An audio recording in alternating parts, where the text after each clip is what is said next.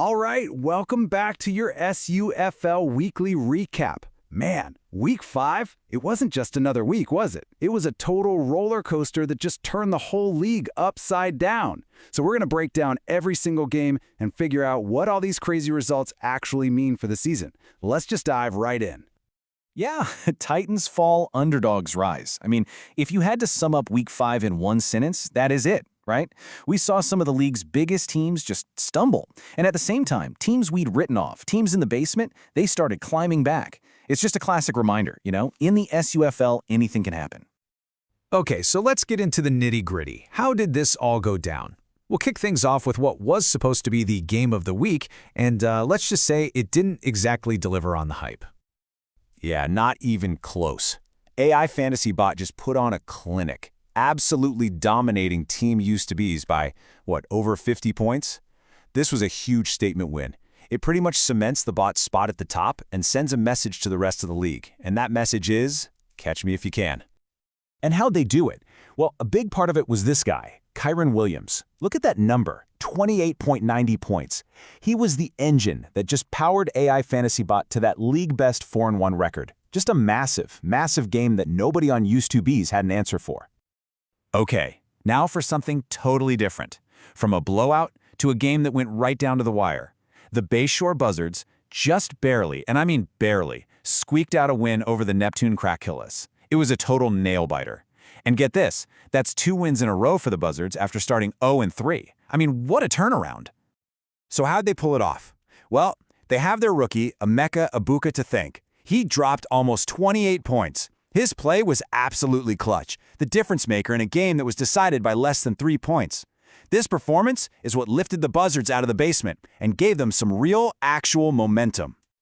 And the high-scoring games just keep coming. Team Nas put up the highest score of the week to beat Lick D's Salty Balls. And man, you gotta feel for Salty Balls. It's the same story week after week. They score a ton of points. 143 will win you most games, but they just can't catch a break. They dropped to 1-4, and that's gotta be frustrating. And the reason for that big score? One name, Rico Dowdle. He went absolutely nuclear for Team Nosh. 36.47 points? That is a monstrous number.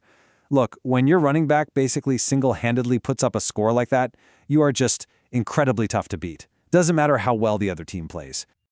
All right, next up, we've got Go to Bed. It's a wrap with a solid, just business-like win over Benny's and the Jets. It wasn't flashy. Nobody exploded for 30-plus points or anything.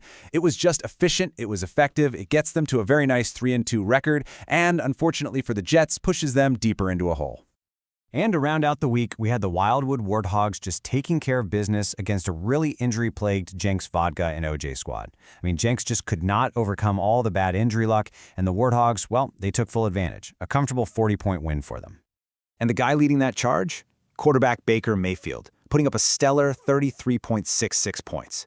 His game was absolutely crucial in getting the Warthogs to that 3-2 mark. And, as we're about to see, it helped create this huge, crazy logjam right in the middle of the SUFL standings. So, after all that chaos in week 5, where does everybody actually stand now? The dust has settled, and we're starting to see a new league hierarchy form. It's pretty clear we've got some tiers forming in the league now. You've got AI Fantasy Bot, all alone at the top, sitting at 4-1. Then, look at this. You've got this massive pack of 5 teams right behind them, all at 3-2. One win or one loss in that group changes everything. Then you've got the 2 and 3 climbers trying to get back to .500, and at the very bottom, 2 teams who are really struggling to turn things around. And all of that, it brings us to week 6. The stakes are definitely getting higher. We have some matchups that could totally blow up that crowded middle of the pack. So let's take a look at what the projections are saying for a couple of the biggest games on the slate. First up, this is a great story. Can the streaking Bayshore Buzzards keep this underdog surge going? Remember, they started 0-3. Dismal. Now they've won 2 straight. This week, they're up against Team Used to Be's, a team that's definitely looking to bounce back after that beatdown from the bot. So the big question, can the hot hand stay hot?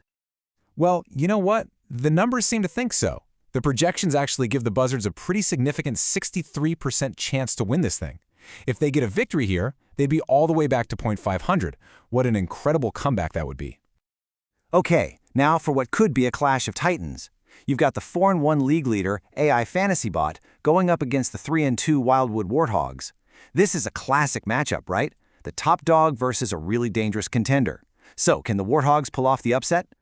And this is where it gets really interesting. The projections are actually calling for the upset. I mean, think about it.